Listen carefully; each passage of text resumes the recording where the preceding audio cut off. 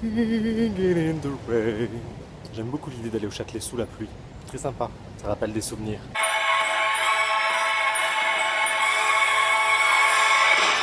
Juste, je me rappelle que la dernière fois que je suis allé au Châtelet, c'était pour Carmen la Cubana. Et j'avais détesté le spectacle, clairement. Donc, du coup, mon dernier souvenir du Châtelet est pas cool.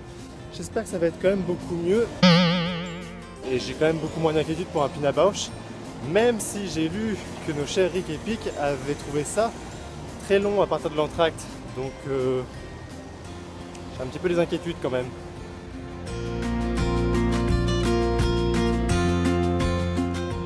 Alors donc c'est l'entracte et c'est plutôt pas mal. Ça n'a rien à voir avec les précédents Pina Bausch, même si effectivement on est quand même sur une esthétique avec des micro-actions qui sont en fait plutôt des micro-drames, on pourrait dire.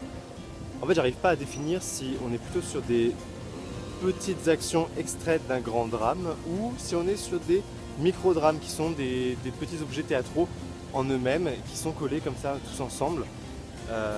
Après c'est vrai que c'est un petit peu patchwork contrairement au précédent que j'avais vu au Théâtre du Châtelet l'an dernier qui était donc sur la montagne et s'entend dire un hurlement où là effectivement il y avait une cohérence, même sur Nelken il y avait une grande cohérence dans les actions.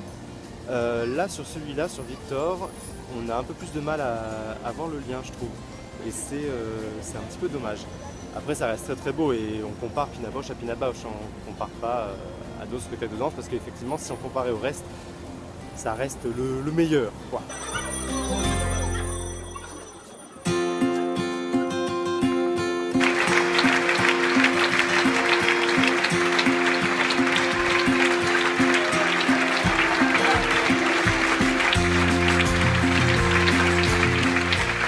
De manière générale, l'acte 2 était quand même plus réussi que l'acte 1. J'ai vu le tweet de Sonia où elle disait que, mis à part les ensembles, le spectacle n'était pas super. Et effectivement, c'est vrai que les ensembles rattrapent vraiment rattrapent le spectacle en fait. Mais je crois que c'est dû au fait que c'est la première fois où chez Pina, je vois autant le travail d'improvisation qui a pu être fait avant pour arriver à ces scénettes. Et je trouve que les duos les duos solos sont beaucoup moins aboutis que dans d'autres spectacles. Donc ça tient peut-être à ça. Après aussi c'est sur le lien entre ces petits duos. On en voit peu, on en voit quasiment pas même. 3h30 comme ça sans liaison, une succession de tableaux. C'était pas le plus intéressant qu'on ait pu voir. Après ça reste quand même un très beau spectacle, hein. Il n'y a rien à dire là-dessus. Et j'ai entendu une dame dans le public dire oh là là, mais qu'est-ce qui fume sur ce spectacle? Il faudrait interdire ça. Oui madame, bien sûr, on va interdire des cigarettes sur un spectacle qui a été créé il y a maintenant 15 ans je crois, 20 ans, je sais plus. Ah, et aussi, applaudissements très timides à la fin, on n'a pas eu du tout de standing ovation comme on a l'habitude d'avoir avec Pina Bausch, ce qui est bien un signe que ce spectacle était quand même moins bon. Bonjour à tous, donc nous sommes le mercredi 7 septembre et je viens de sortir un petit peu plus tôt du travail pour aller voir les frères Karamazov à la friche industrielle de Babcock, qui est donc la nouvelle salle qu'investit la MC93 pendant ses travaux. Et donc le spectacle est en coproduction avec le Festival d'automne. Alors pourquoi plus tôt? Tout simplement parce que le spectacle est à 17h30 et il dure 6h30 si je ne me trompe pas. Donc effectivement, on va finir un petit peu tard la journée je crois. J'ai assez hâte de voir ce que ça va donner. Le Bellorini Karamazov à Avignon était bien mais un peu long avec oui, beaucoup de longueur en fait et pas très original finalement. Mais là j'attends beaucoup de Castorf, donc on va bien voir. Et je vous dis à dans une heure à la Courneuve.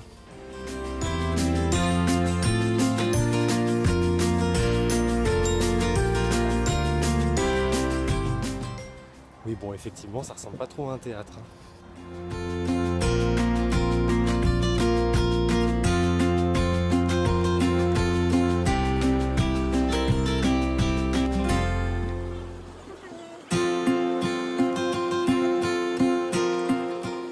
Alors donc c'est l'entracte, après 2h30 de spectacle, énormément de vidéos dans ce spectacle, comparé à celui de Bellorini, ça n'a rien à voir, j'ai même l'impression de ne pas voir la même histoire.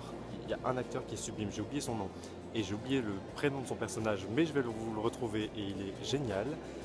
En fait, le dispositif esthétique, c'est que la plupart des scènes sont jouées dans des cabanes, derrière des cloisons auxquelles on n'a pas accès en tant que spectateur. Notre regard ne nous permet pas d'accéder à ça, mais donc tout est filmé et tout est retransmis sur un grand écran, et le tout bien sûr surtitré. Donc ce qui fait qu'on a les yeux rivés sur l'écran et qu'on a très peu de scènes qui nous parviennent directement, ni par l'image ni par le son. Ceci dit, c'est intéressant parce que effectivement, la direction d'acteur est hyper dramatique, beaucoup plus que chez Bellorini par exemple. Et donc ça reste quand même quelque chose d'hyper intéressant, et on ne peut pas dire qu'il y a trop de vidéos. Donc on est sur de la vidéo théâtrale, on n'est pas sur comme chez Christiane Jataï ou comme chez Cathy Mitchell, où on prétend faire du cinéma en live. Non, là on est vraiment sur une caméra qui sert à faire des gros plans sur une scène de théâtre.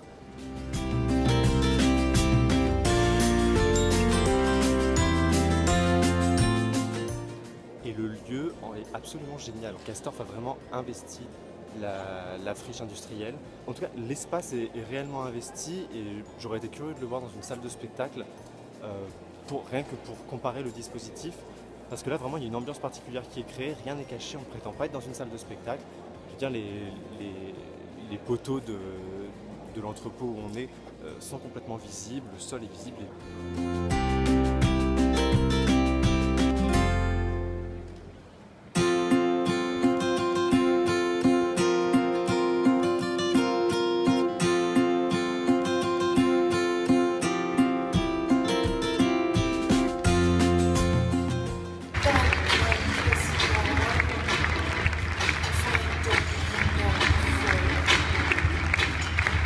Bon, c'est la fin du spectacle, il est minuit 50, ça devait finir à 23h45, et donc pour le débrief, on va voir un petit peu plus tard, hein, d'accord?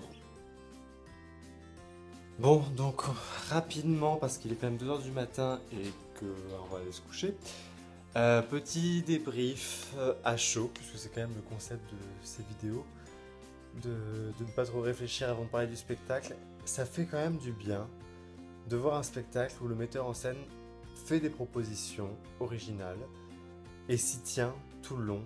C'est-à-dire que là, le concept de la vidéo est tenu jusqu'au bout. Et même si c'est un peu épuisant par moment, même si on se dit que ça peut être un peu essoufflé sur la fin, on est quand même heureux qu'il tienne son concept jusqu'au bout. Donc rien que pour ça, c'est très agréable à voir. Après, j'avoue que j'ai complètement décroché au niveau de l'histoire.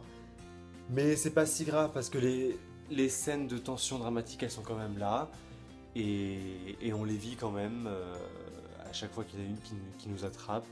Alors bien sûr, sur 6h30, on décroche par moment, on suit pas tout, mais c'est pas ça le but non plus. Petite confidence, donc j'ai dormi les 10 premières minutes du spectacle, je sais pas pourquoi, petit somme comme ça. Voilà, c'est tout pour aujourd'hui. On se retrouve samedi pour 2666, 12h. Voilà, c'est-à-dire que là, après les 6h30, j'ai pas du tout envie de faire 12 heures de 2666, mais je pense que ça va être très bien. Donc, à samedi!